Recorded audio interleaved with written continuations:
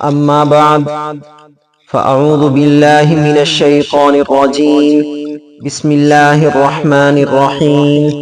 يا أيها الذين آمنوا قوا أنفسكم وأهليكم نارا وقودها الناس والحجارة صدق الله العظيم. اللہ تعالیٰ فرماتے ہیں، اے ایمان والو، بچاؤ اپنے آپ کو اور اپنے گھر والوں کو اس آگ سے جس کا ایندھن انسان اور پتھر ہوں گے۔ حضرت عبداللہ بن عمر رضی اللہ عنہما فرماتے ہیں کہ میں نے رسول اللہ صلی اللہ علیہ وسلم کو فرماتے ہوئے سنا، کلکم راع وکلکم مسئول عن رعیتہ، الامام راع ومسئول عن رعیتہ، والرجل راع فی اہلہ وہو مسئول عن رعیتہ، والمرأة راعية في بيت زوجها ومسؤولة عن رعيتها، والخادم راع في مال سيده ومسؤول عن رعيته.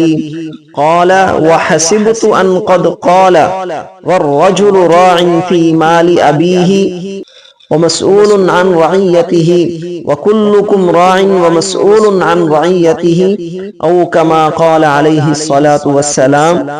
رسول اللہ صلی اللہ علیہ وسلم فرماتے ہیں کہ تم میں سے ہر ایک نگران ہے، اس سے اس کے ماتحتوں کے متعلق پوچھا جائے گا.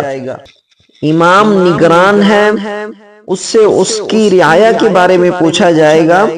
انسان اپنے گھر کا نگراں ہے، اس سے اس کی رعیت کے بارے میں پوچھا جائے گا.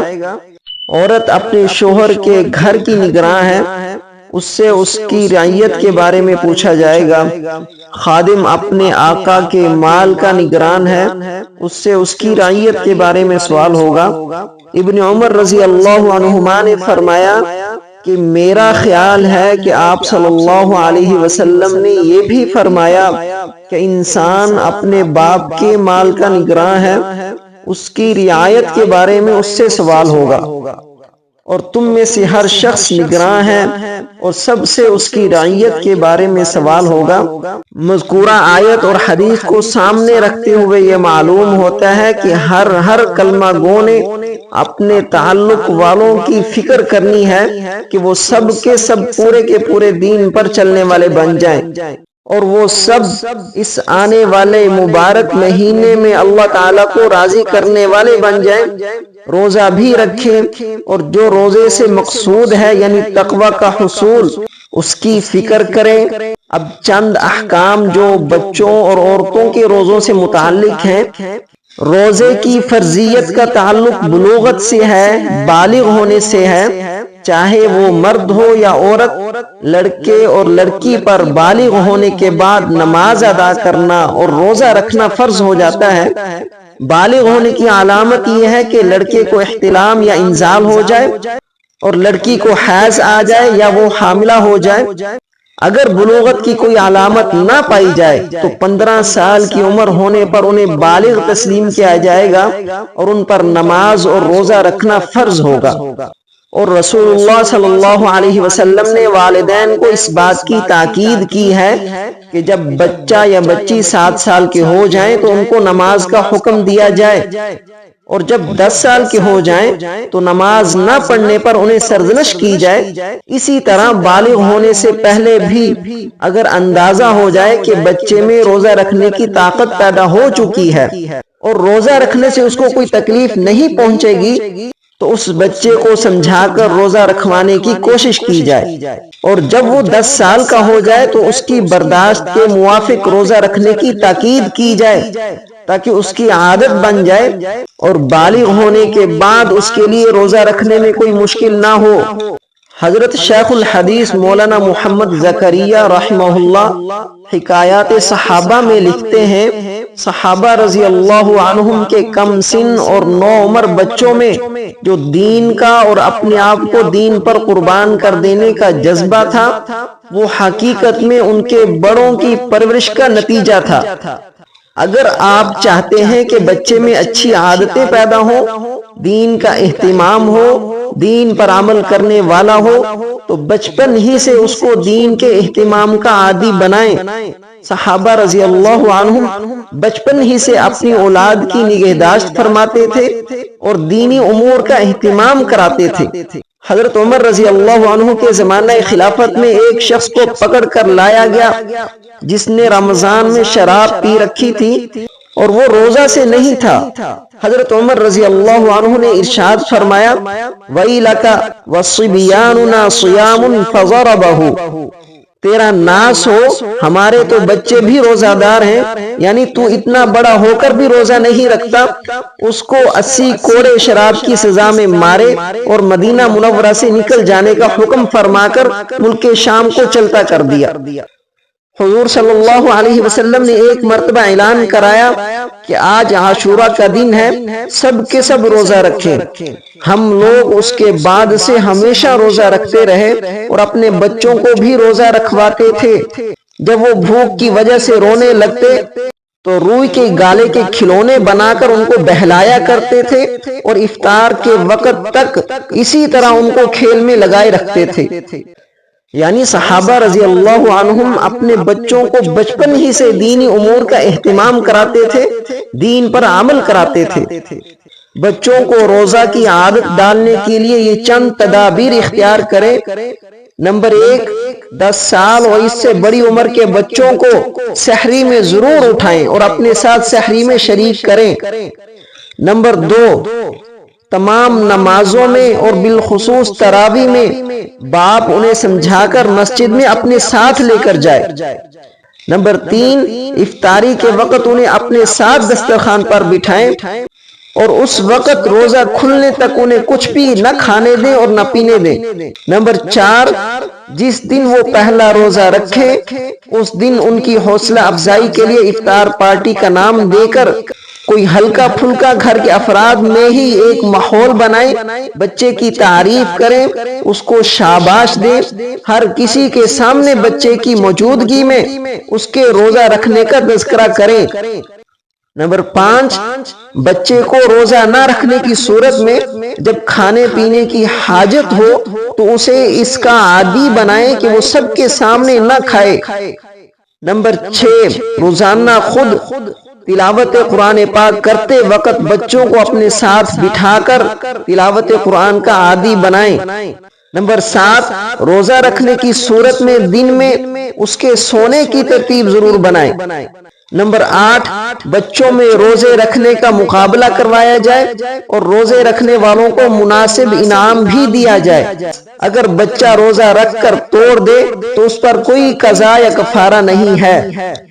بالغ بچی پر بھی رمضان کے روزے فرض ہیں، جس کا اہتمام کرنا خود اس پر بھی اور اس کے والدین پر بھی ضروری ہے، اور جو نابالغ بچی ہو اس کو بھی سابقہ تفصیلات کے مطابق روزہ رکھنے کی عادت ڈالنے کی کوشش کی جائے۔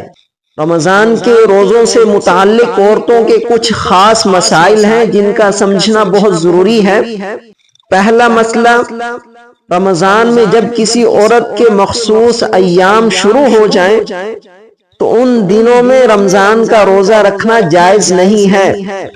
بعد میں ان دنوں کی قضا کرنا لازم ہے۔ جب تک وہ قضا نہ کر لے وہ روزے اس کے ذمے باقی رہیں گے، صرف توبہ اور استغفار سے معاف نہیں ہوں گے۔ ان روزوں کی قضا میں عورتیں بہت سستی کرتی ہیں، یہ قابل افسوس بات ہے۔ موت سے پہلے اس کی فکر کرنا اور قضا کرنا لازم ہے۔ دوسرا مسئلہ، عورتوں کا رمضان کے روزے رکھنے کی غرض سے ایسی دوا کا استعمال کرنا جن سے ماہواری رک جاتی ہے، جسمانی اعتبار سے ان کے انتہائی نقصان دہ ہونے کی وجہ سے یہ درست نہیں ہے۔ لیکن اس کے باوجود اگر کوئی عورت وہ دوا استعمال کر لے اور اس کو ماہواری نہ آئے اور وہ روزے رکھ لے تو یہ رکھے جانے والے روزے درست ہیں۔ تیسرا مسئلہ، اگر کسی عورت کو روزے کی حالت میں دن کے کسی بھی حصے میں ماہواری شروع ہو جائے تو وہ روزہ فاسد ہو جائے گا۔ اس کے بعد کھانے پینے کی اجازت ہوگی اور اس روزے کی قضا بھی بعد میں لازم ہوگی۔ چوتھا مسئلہ، رمضان کے کسی دن کے کسی بھی حصے میں ماہواری سے پاک ہو گئی تو غروب آفتاب تک روزے داروں کی مشابہت اختیار کرنا یعنی کچھ بھی کھائے پیے بغیر رہنا واجب ہے، لیکن بہتر یہ ہے کہ کسی کے سامنے نہ کھائے پیے، اور اس دن کے روزے کی قضا بھی لازم ہوگی۔ پانچواں مسئلہ، ماہواری 3 دن سے کم یا 10 دن سے زیادہ ہو تو ان دنوں میں روزہ رکھنا لازم ہے، کیونکہ 3 دنوں سے کم جو خون آتا ہے وہ ماہواری کا شمار نہیں ہوتا، وہ بیماری کا ہوتا ہے، اور 10 دنوں سے زیادہ جو خون آتا ہے وہ بھی بیماری کا ہوتا ہے، اس لیے ان دنوں میں روزہ رکھنا لازم ہے۔ چھٹا مسئلہ، حاملہ عورتوں کے لیے روزہ رکھنے میں اصول یہ ہے، اگر اس کو غالب گمان ہو کہ روزہ رکھنے سے خود اس کی یا بچے کی جان کو نقصان پہنچے گا تو روزہ نہ رکھنے کی گنجائش ہے، بعد میں قضا کرنا لازم ہوگا۔ ساتواں مسئلہ، حاملہ عورت نے روزہ رکھا ہوا تھا لیکن کوئی ایسی بات پیش آ گئی کہ جس سے اپنی جان یا بچے کی جان جانے کا غالب اندیشہ ہو تو روزہ توڑ دینا درست ہے، بعد میں صرف قضا لازم ہوگی، کفارہ نہیں۔ آٹھواں مسئلہ، کسی کا دودھ پیتا بچہ ہو اور اسے دودھ پلانے میں حد درجہ مشقت ہو اور ایسی کمزوری پیدا ہو جاتی ہو کہ روزہ رکھنا ناممکن یا بہت زیادہ دشوار ہو جانے کا اندیشہ ہو تو ایسی صورت میں بھی روزہ نہ رکھنے کی گنجائش ہے، بعد میں ان کی صرف قضا کرنا لازم ہوگا۔ نواں مسئلہ، اگر کسی عورت کا شوہر سخت مزاج ہو اور سالن وغیرہ میں نمک کی کمی بیشی پر وہ جھگڑا کرتا ہو تو ایسی عورت کے لیے سالن پکاتے ہوئے معمولی سا نمک چکھ کر تھوک دینا درست ہے، اس سے روزہ فاسد نہیں ہوگا۔ 10واں مسئلہ، عورتیں روزے کی حالت میں گھر کے کام کاج کے ساتھ بہت سے خیر کے کاموں کو کر سکتی ہیں، مثلاً سحری بنانے کے لیے جب اٹھیں تو پہلے حسب توفیق 2، 4، 6 یا 8 رکعت پڑھ لیں، کچھ تلاوت قرآن مجید کر لیں، دعا کر لیں، پھر کھانا پکاتے ہوئے اپنی زبان کو ذکر الہی میں مشغول رکھیں، دن بھر کے نوافل کا اہتمام کریں، افطاری کے کاموں کو اس طرح سمیٹ لیں کہ غروب آفتاب سے 20-25 منٹ پہلے ہی فارغ ہو جائیں، اس وقت گھر کے سب افراد مل کر دعا میں مشغول ہو جائیں، افطاری کے بعد بر وقت کاموں سے فارغ ہو کر تراویح کی تیاری کریں اور جلد تراویح ادا کر کے سونے کی ترتیب بنائیں تاکہ سحری میں جلد اٹھنا ممکن ہو سکے۔